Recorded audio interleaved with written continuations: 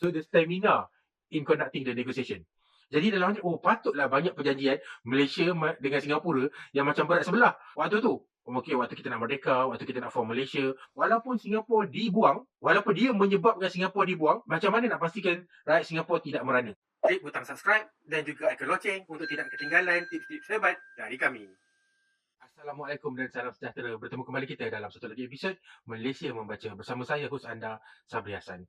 Dalam episod kali ini, saya akan berkongsi dengan anda review sebuah buku yang sangat menarik, sangat informatif dan sangat terkesan di hati saya. Antara buku yang saya katakan antara buku yang terbaik yang pernah saya baca kerana saya terasa keikhlasan penulisnya dalam bukunya. Buku yang saya maksudkan adalah The Singapore Story, tulisan Lee Kuan Yew. Ini gambarnya. Dan sambungannya From Third to First World. Ini juga. Ini adalah satu siri biografi oleh Lee Kuan Yew mengenai daripada beliau kecil sehingga bagaimana beliau membawa Singapura menjadi salah sebuah negara maju, first world country.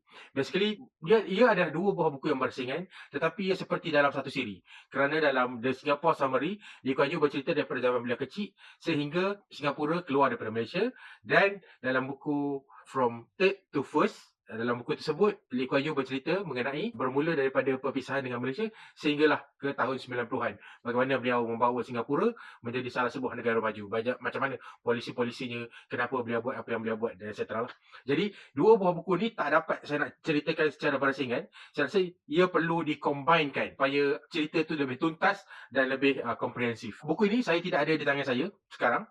Sebab buku ini saya baca, saya pinjam daripada Perpustakaan Negara Malaysia. Jadi beberapa tahun lepas. Jadi saya tak ada pada saya lah. Dan saya rasa buku ni kalau kita nak didapati di pasaran agak sukar dan juga agak mahal. Satu jilid buku tu saja, contohnya The Singapore Summary, tebalnya sahaja dalam 300 hingga 400 muka surat. Dan From First to Third World tu pun 300 hingga 400 muka surat juga. Jadi secara keseluruhannya, dia dalam 600 hingga 800 muka surat. Dia dalam 700 lebih macam tu. Bukunya sangat interesting, sangat menarik. Walaupun ia tebal, tetapi ia bukanlah satu pembacaan yang ambil masa berbulan-bulan. Saya rasa saya habiskan dia dalam tempoh 2 minggu macam tu untuk satu buku. Kemudian satu buku lagi dalam 2 minggu lah, dalam sebulan macam tu. Baiklah. Saya bukanlah seorang fan Lee Kuan Yew. Mungkin anda ada pendapat macam tu lepas tamat video ni, tetapi saya tidak dapat nafikan bahawa buku ataupun tulisan biografi Lee Kuan Yew ni adalah satu masterpiece. Sebab bila saya baca, saya terasa yang keikhlasan beliau menulis. Keikhlasan macam mana? Keikhlasannya, bila saya baca, saya dapat rasakan seolah-olah beliau sedang menulis sebuah manual untuk menguruskan negara kepada rakyat-rakyat Singapura. Walaupun saya orang Malaysia, tapi bila saya baca tu, saya rasa macam, dia buat macam ni sebab ini, dia buat macam ni sebab ini, dia buat macam ni sebab macam ni. Dan dia boleh tinggalkan lagi macam, bukan setakat dia buat, dia bagi justification kenapa dia buat macam tu, tapi dia tinggalkan beberapa macam guidance yang Singapura negara kecil. Negara kecil kita kena buat macam ni. Kita tak sama dengan negara besar. Sebab kalau negara besar, dia ada macam ni. Jadi dia itu tak applicable untuk Singapura sebagai sebuah negara kecil. Negara kecil dia kena macam ni.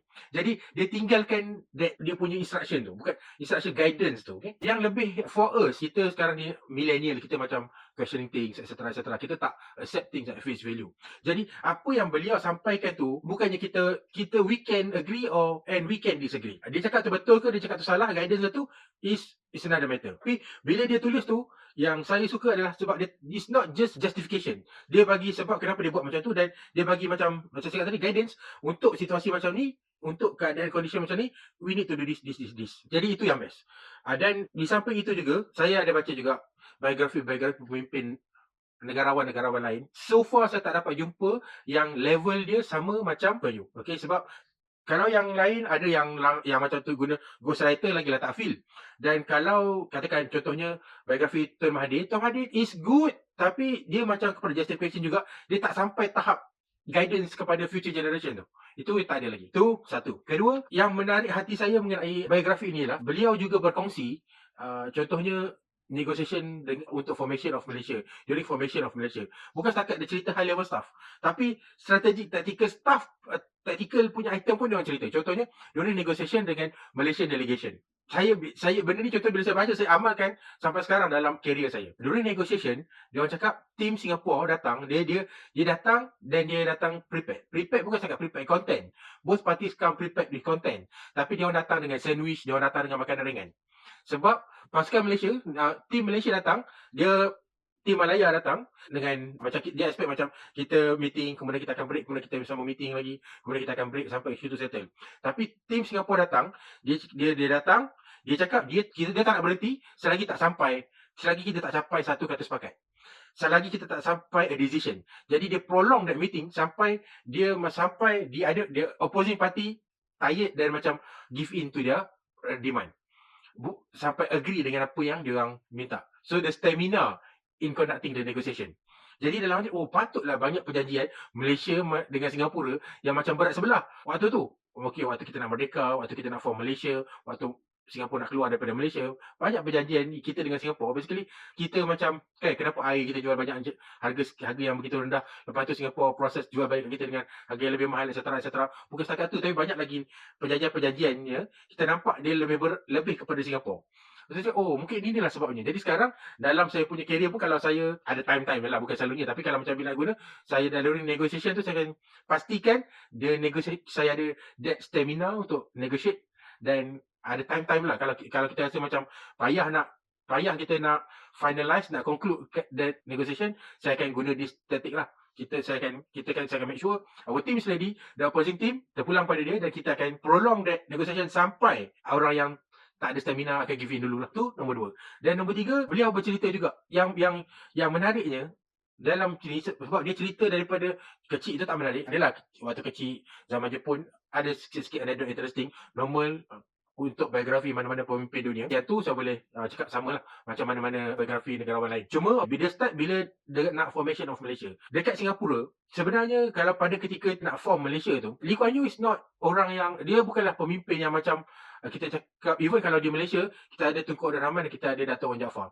Okay, Dato' Wan Jaafar boleh dikatakan sebagai yang betul-betul bapa kemerdekaan yang first start menyatukan Malaya untuk merdeka.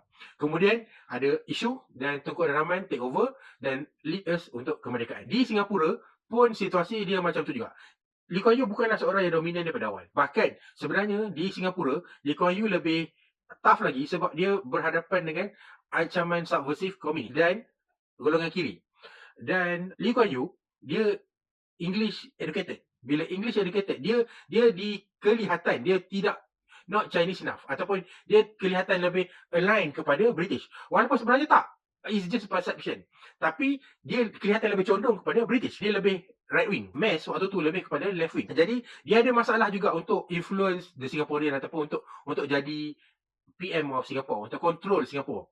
Jadi apa yang beliau adalah penyokong nombor 1 for Malaysian merger di Singapore. Sebab ketika itu beliau nampak the way forward for him and also for Singapore to join Malaysia. Dengan joining Malaysia, dia boleh use Malaya to get rid of this left-wing leftist, the communist element dalam negara dia. Sebab Malaysia ni dia tahu Malaya ni memang anti-komunis dan kita have that experience fighting komunis dah bertahun-tahun. Jadi dia nak utilize our skill tu kat situ untuk kill off komunis. Jadi sebab itulah dia sokong untuk join Malaya jadi Malaysia. Itu ketika penubuhan Malaysia. Ketika Singapura keluar daripada Malaysia pula, beliau sebenarnya, kalau dalam buku ni beliau terkejut, beliau tak sangka itu akan terjadi. Maksudnya dia nak try to push the age lah, nak tengok how far it can go. At that time, Tunku ni dia jenis orang yang peaceful. Dia tak suka orang yang rock the boat, yang mengada-ngada ulama. Dia cakap kalau susah nak buat macam-macam ni, better Singapore go out from Malaysia lah. Dan dia tak senang lah dengan karakter macam Lee Kuan Yew. Tapi bukan sajalah, ada more reason, dan akhirnya Singapura keluar daripada Malaysia. Ketika Singapura keluar daripada Malaysia, Lee Kuan Yew dia mula-mula susah juga nak terima hakikat. Tapi Lee Kuan Yew satu benda dia dah untung pada ketika itu. Pada ketika itu, dia dah get rid of dia punya musuh-musuh yang haluan kiri tadi, yang macam saya kata tadi, dia nak join Malaysia sebab dia nak use Malaysia punya influence untuk get rid of golongan kiri tadi. Dan bila dia dah join Malaysia, dia dah golongan kiri ni berjaya di neutralize kan. Neutralize kan means diorang berjaya the leftist dia tak dapat the popular support from the people anymore. Now Lee Kuan Yew is the dominant one. Jadi dia punya influence popularity dia dah jadi bigger waktu tu. Jadi dia dah settle part tu. Jadi sekarang dia rasa dia nak go on to bigger things. Macam Peter Mahathir selalu cakap lah, dia tak tulis dalam buku ni, tapi dalam buku yang biografi dia ni, tapi we can feel that lah. Mungkin one of dia punya cita-cita adalah one day to become Prime Minister of Malaysia. Sebab saya rasa dia rasa dia better daripada Tunku Abdul Rahman lah. Waktu ni Dr. Mahathir muda lagi, belum jadi seteru utama lagi. Dan sekarang bila Malaysia dah terbentuk, sekarang ada satu masalah. Singapore, Lee Kuan Yew, he want more. Tak boleh, cannot give more, okay? Dia rasa ni macam, dia susah nak handle orang macam Lee Kuan Yew ni. Dia rasa mungkin Lee Kuan Yew ni tak berpegang pada janji, something like that lah. Lepas tu jadi, Singapore dikeluarkan daripada Malaysia. Lee Kuan Yew tak ready. So, dia understand, dia rasa Singapore pada ketika itu adalah at a disadvantage. Singapore sebuah backwater. Dia anggap dia backwater. Tak cukup facilities, tak cukup kemudahan, tak cukup utilities. Singapore pada hari ni bukanlah macam Singapore dulu. Kalau ikut biografi Lee Kuan Yew ni, dia gambarkan Singapore tu, minta maaf, macam Kelantan. Dia backwater, maksudnya tak ada apa-apa, tak ada natural resources, etc. Jadi kalau saya sharekan cerita, kalau gambar Lee Kuan Yew di sini, gambar dia menangis. Sebab dia tak bersedia. Macam mana sekarang dia rasa dia telah menyebabkan Singapore being expelled, keluar daripada Malaysia. Jadi dia rasa satu tanggungjawab yang berat dekat bahu dia, macam mana dia nak pastikan dia tak mensia-siakan Singapore.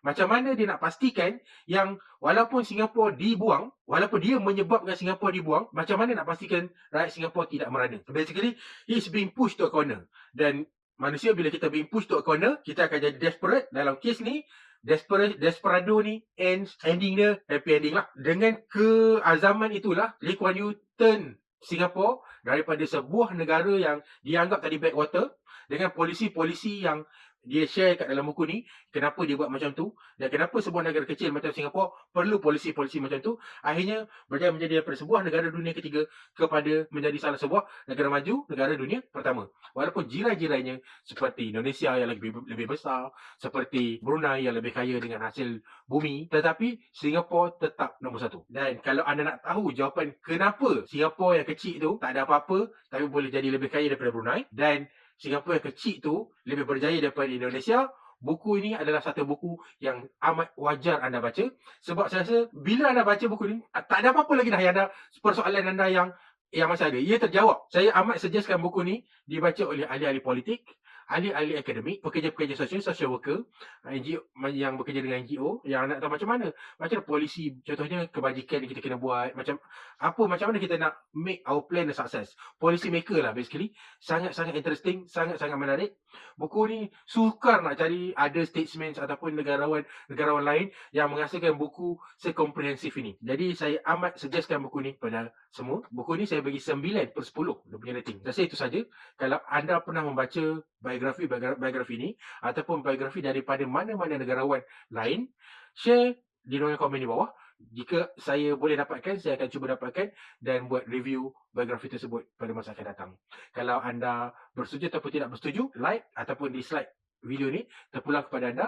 Saya accept your engagement or your reaction. Sehingga jumpa lagi dalam episod akan datang dan lagi dengan review-review buku lain yang lebih menarik lagi. Assalamualaikum.